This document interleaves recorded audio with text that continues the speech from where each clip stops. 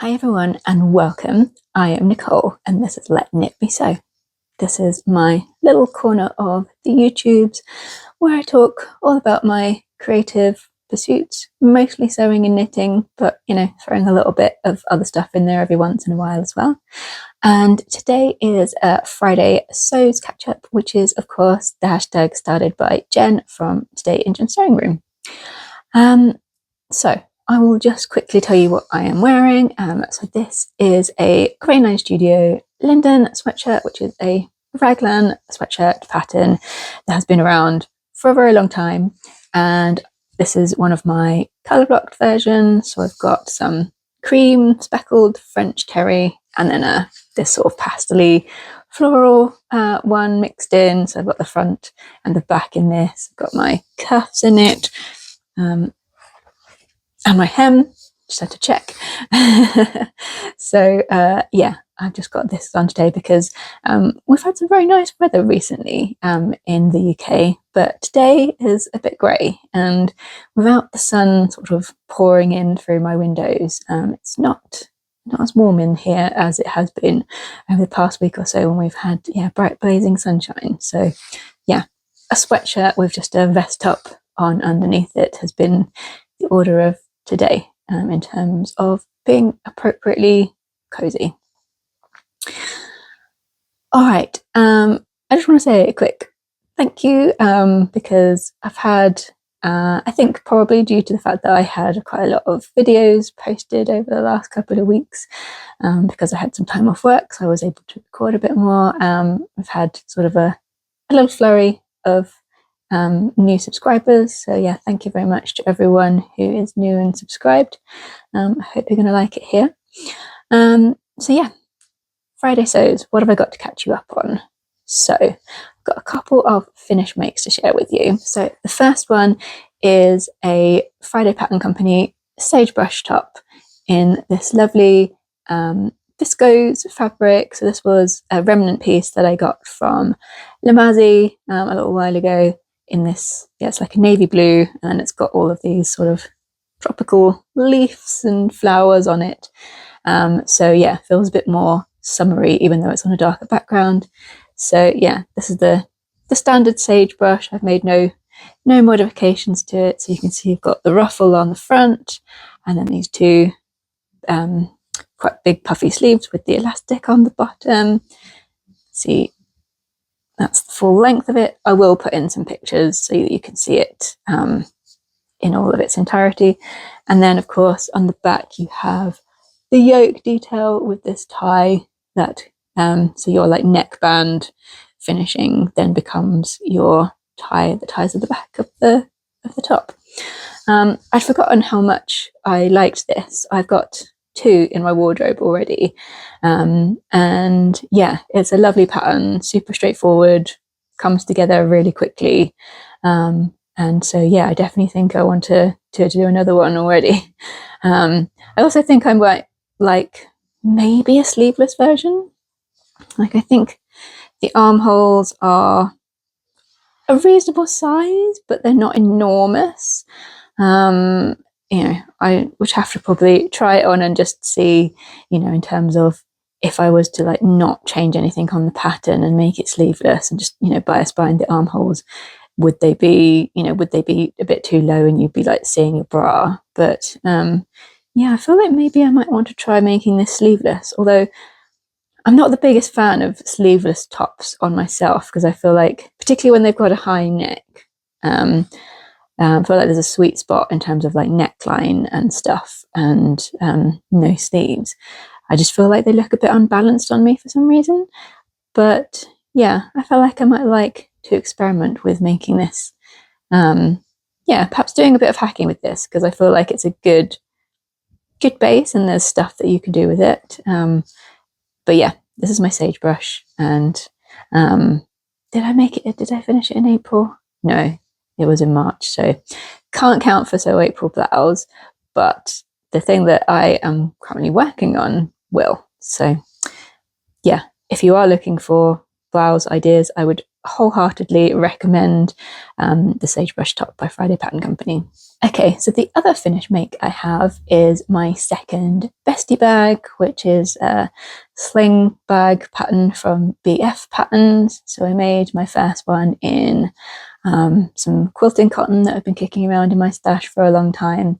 And yeah, after I had made my Jolene shirt, I still had a reasonable amount of the fabric for that left, and certainly enough to cut the outside of a Bestie Bag in. So that is what I did. So here is Bestie Bag number 2. So yeah, this is that cotton lawn Nerida Hansen fabric that I originally got from Guthrie and Carney as the outer fabric. I've got more of the same webbing. I think I bought enough to make another bag pattern that used a lot more webbing, so I had plenty. So I did have some black webbing, but the zip I've used is grey, and there's no black anywhere in this like pattern. So I thought it didn't feel like black worked. So I've gone with the rainbow. I'm not sure that it necessarily matches any of the colours in here, but I feel like it's fun. So yeah, and then for my zipper, so this, if you watched my video about my visit to the Stitch Festival, this is one of the continuous zippers that I bought from Purple Stitches. So they come with one pull, so I chose one that was on a grey background with the gold teeth. So that's what I've used for this bag.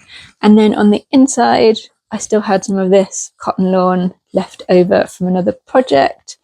I made a bag for a Christmas present, and yeah, so it's these tropical prints, and you've got can I find one? Is there a whole one? I don't think there is actually. It's like parts of, there are some like cockatoo type birds on here, but I think because of how I've cut it, it's just mostly looking like foliage. But you know, it was cotton lawn that I had left over, and yeah, so you need a reasonable amount of fabric just because the pattern pieces are relatively big, and you've got that middle panel down the bottom as well, which is a fair size. So not that you couldn't piece things together if you were really struggling, but yeah, that's what I've used for my lining. And yeah, Bestie Bag number 2, and I'm sure it won't be the last. It's really hard to show you because obviously it's got nothing in it, so it's like super like slouchy. I've interfaced the outside of this, but just with like your standard kind of shirt weight interfacing. So it's got a little bit of structure on the outside, but this is cotton, like a cotton poplin fabric, so it's not crazy structured. I have also bought so BF Patterns have just released a new bag pattern, which is called the Mia Messenger Bag, which when I saw it is exactly up my alley. Like, I love that kind of crossbody. It's sort of like a satchel shape, but it's obviously, it's not got like it's not your sort of typical like flap over satchel, but yeah, I love a crossbody bag. And yeah, when I saw that, I was like, yeah, I definitely like the vibe of that one as well. So yeah, I'm hoping to give that one a go in the next month or so, I think. But yeah, that is Bestie Bag number 2. It's potentially going to be a gift for my mum.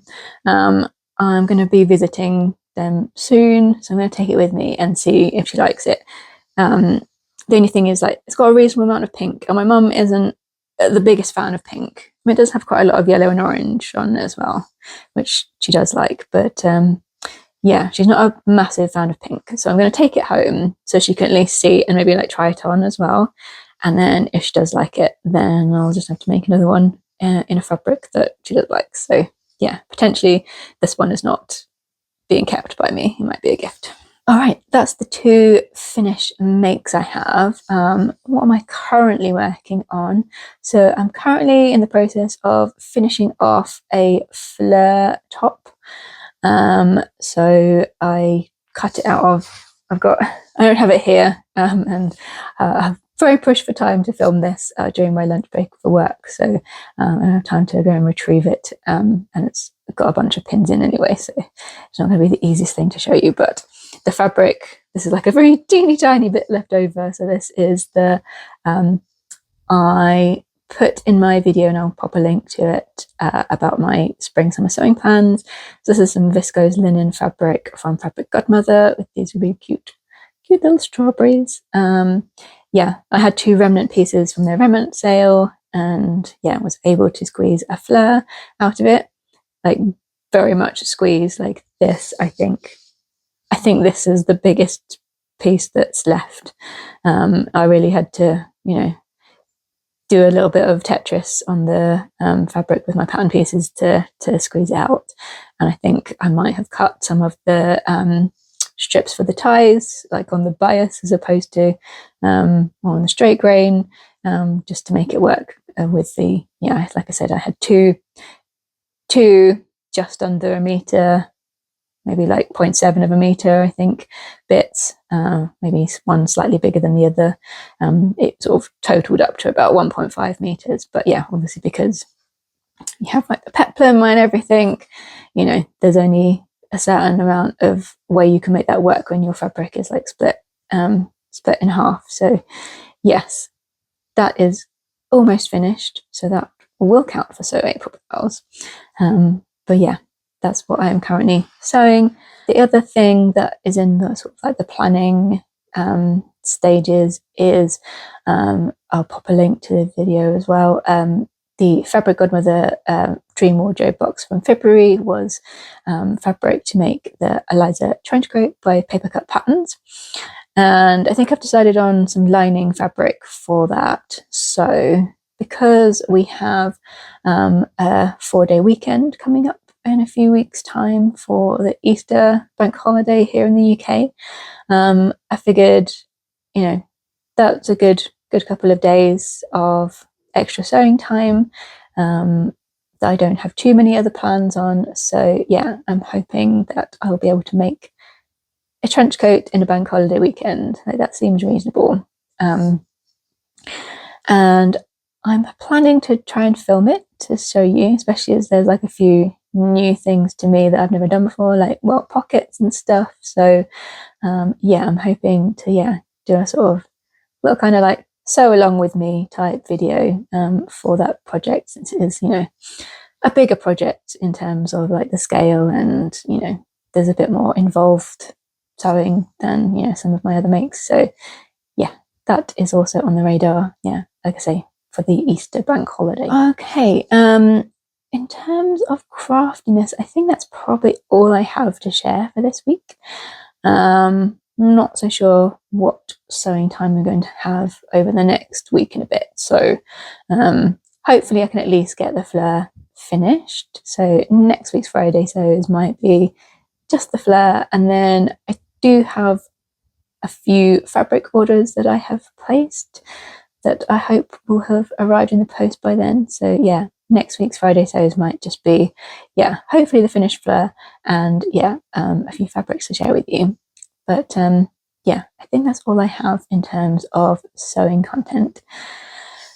In terms of other stuff, so the reason I didn't get my fleur finished at the weekend was because I had a small incident. So I mentioned on another Friday Sews video that I had been chosen to have some of my drawings in a local art exhibition for life drawing, the classes that we have every fortnight. The venue that hosts them was going to put on an exhibition, and so they'd asked everyone to who had pieces selected to provide them in a black frame and to attach a couple of hooks to them to run some picture wire so that they could then be added to the display.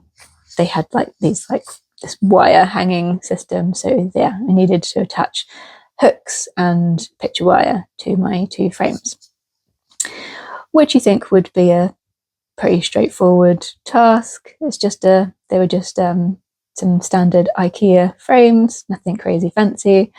And it was going okay. And then unfortunately, as I was doing it, one of the screws, as I was holding it, slipped.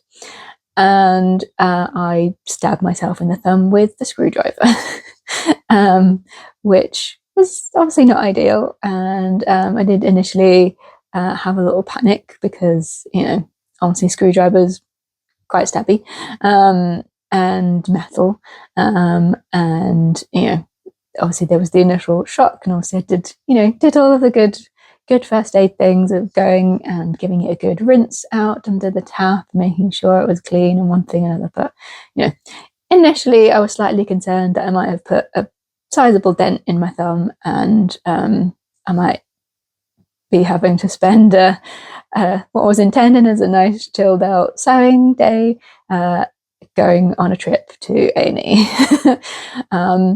But after I had given it a good wash and let it settle, it became apparent that actually probably that was more bruised than anything, and there'd just been a little kind of skim off the top in terms of like actual cut. So, you know, I popped a load of antiseptic cream on it, and then put a plaster over it and just let it kind of settle down, which was okay, you know, in terms of, you know, great not having to go and sit in A&E, and, you know, tell the doctor, yeah, I did a stupid thing, but, you know, obviously thumbs, so it was this thumb. If you don't like, I mean, it's not particularly gross, but if you feel really sensitive to that, look away now. But yeah, you can see that there's a kind of, there's a little dink, and then there's some bruising. It's on my left thumb, and I'm right-handed, so it's not as bad as it could have been. But, you know, it's only when you don't have a left thumb that you suddenly realize all the things you use a left thumb for. And yeah, because it's, like I say, it's got some bruising, so it was really, and obviously the day I did it, it was very tender. So that kind of called it quits on getting much sewing progress done. You know, just trying to be sensible really and let it heal up. But it's now doing better. Like, it's still a bit tender, but it's doing a lot better now. But yeah, that was not my finest hour as a human, and yeah, DIY is dangerous, people. So that was unfortunate, but never mind. Also, I think that was screw number 2 of 4. So I still, because I had to take the pictures to the venue the following day, and there was no one else here to do it, I still had to figure out a way of getting the screws done. So yeah, had to persevere, but managed to get them all attached, and yeah, took them off the following day to the venue. And then, so I'm filming this on Wednesday, even though it's a Friday sews, just because that's when I have filming time. But last night was the preview evening, so all of the artists and various other contributors and some of the models were there. So yeah, it was the opening of the event in the little gallery space at the venue, and yeah, there were quite a lot of people. My brother came with me, as he lives nearby, so he came along, and yeah, it was very cool to see my artwork in an exhibition of any kind. Obviously it's only a very small local one, but, you know, still exciting for me, and something that I've never done before. So yeah, it was really cool to see all of the different work that had been selected, all of the different styles of drawing, different size pictures. There were some really big ones, sort of like A2 size, and some much smaller. Different mediums, you know, there's charcoal, chalk, pencil. There's even someone who had printed out their work that they had done on their iPad. So yeah, a big variety of work. And yeah, it was really cool to see, and yeah, really pleased to see my own work in it. The pieces are actually all for sale, which was a completely novel notion to me, because, you know, I have only ever drawn for personal enjoyment. So yeah, when I was asked to name my price, I really had no clue. So fortunately, the exhibition organisers were there to give those of us who, you know, do not routinely sell artwork a rough idea of what might be a good baseline. But I am, there are obviously quite a lot of people who go to the classes who are, professional artists. So I am by no means expecting that anyone will wish to purchase my drawings, but you never know. Someone might need something for, a tiny nook, the downstairs bathroom, maybe. My pictures are only sort of in a kind of A3 frame, so they're not super large ones. So maybe someone wants something a little bit on a smaller scale. But I will absolutely be taking no offence whatsoever if so the exhibition is up for 2 weeks, and so if mine are still there unsold after those 2 weeks, I will 100% not be offended, because I say I'm not a professional artist. I'm just someone who does it for enjoyment. I will pop in a few pictures at the end just so you can see. But yeah, that was my excitement for this week. And the take-home message is, DIY is dangerous. Take care. I don't know what I was supposed to do. Wear chainmail gloves to do it, maybe. I don't know. But yeah, that's kind of what's been going on this week. Yeah, I think that's all I have. But yeah, once again, thank you so much for watching. If you enjoyed this video, please do consider giving me a thumbs up. You can also follow me over on Instagram if you want to see more photos of my finished makes. I will pop my Instagram handle in here for you. And yeah, thank you again. Yeah, please do consider also subscribing. Like I say, I have had a little flurry of subscribers. We are, almost at 250, which still feels like an achievement, even though I know it's very small fry in the YouTube world, and there's probably plenty of people who would laugh at me being pleased at nearly being at 250 subscribers. But yeah, it would be amazing if you would subscribe and help to share my channel with the sewing community. I hope everyone has a great Friday and a great weekend, or whenever you're watching this, plenty of time for lots of sewing, and I will be back again very soon. Bye.